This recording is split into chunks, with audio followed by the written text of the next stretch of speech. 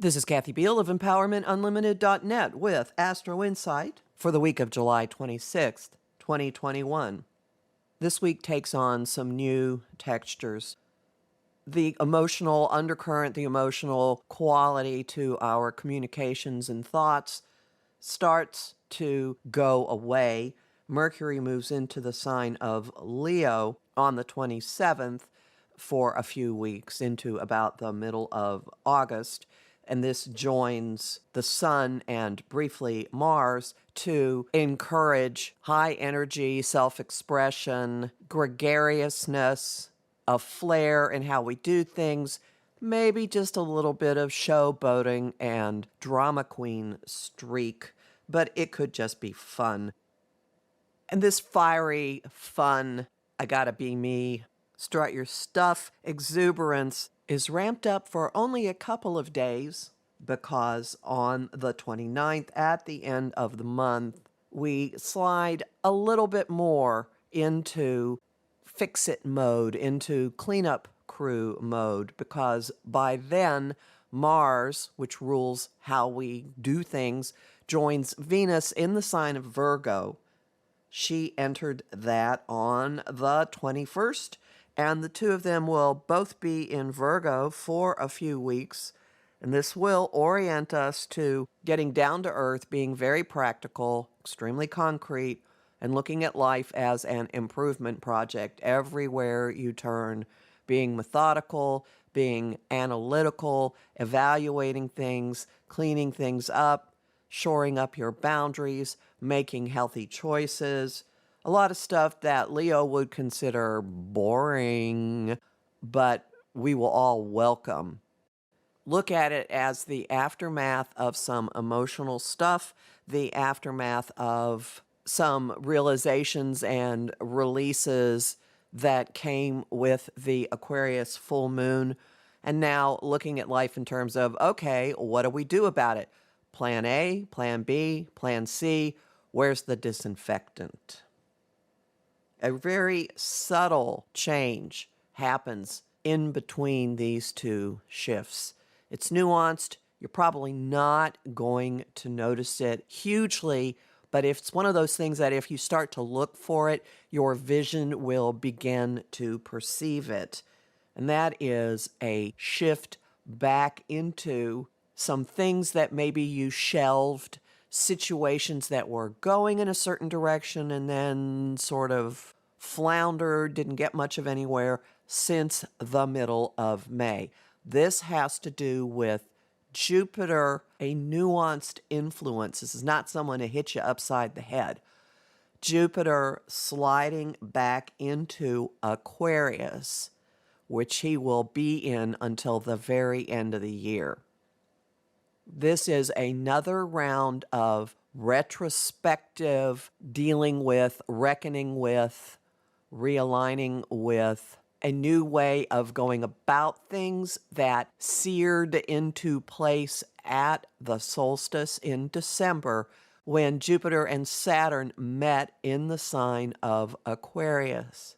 Since then, Jupiter has pretty quickly moved through Aquarius, and on mid-May, he slid into Pisces for a coming attractions trailer of what his time there next year is going to bring.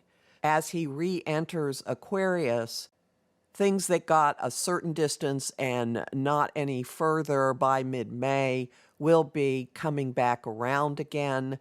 We will have opportunities to redo, to revisit, to see benefits that perhaps weren't quite realized or weren't quite in place. And I have to tell you, as I'm doing this, some situations in my own life are immediately coming into view. So it might not be too hard for you to think of your own examples of that. Jupiter is an influence of increase, of expansion, of indulgence, of optimism. His shift back into Aquarius on the heels of the Aquarius full moon is not a cosmic coincidence. The Aquarius full moon has us re-evaluating and letting go of connections, friendships, roles in community that are not furthering or supporting our expression of our true nature.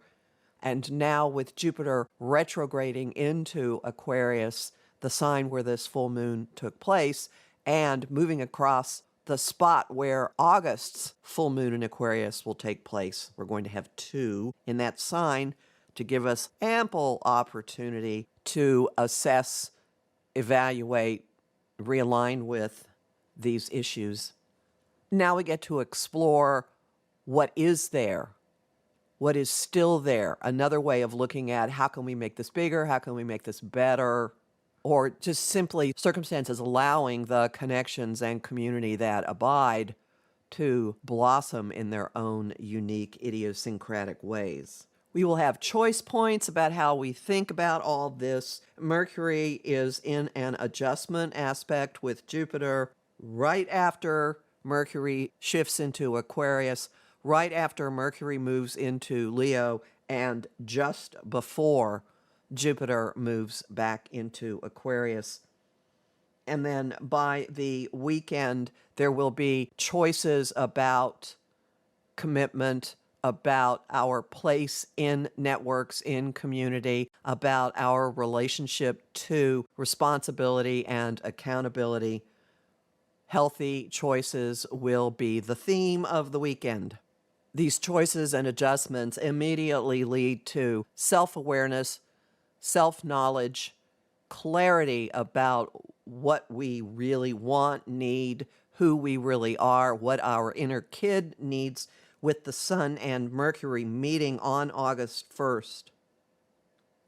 We may not be able to completely bridge situations. Mercury is in an opposition to Saturn. You might get a long distance view of limitations, of separations, of delays.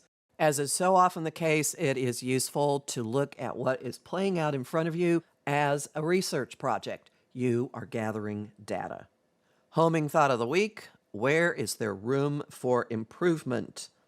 Song of the week: Whistle While You Work, from the Walt Disney animated film Snow White. And the image of the week is cleaning makeup brushes.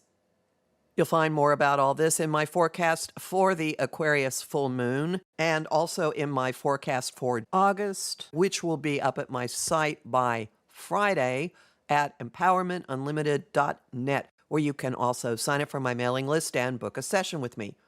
I'm Kathy Biehl, a professional astrologer with more than 30 years' experience. Listen to my radio show, Celestial Compass, on Om Times Radio on the first and third Monday of every month.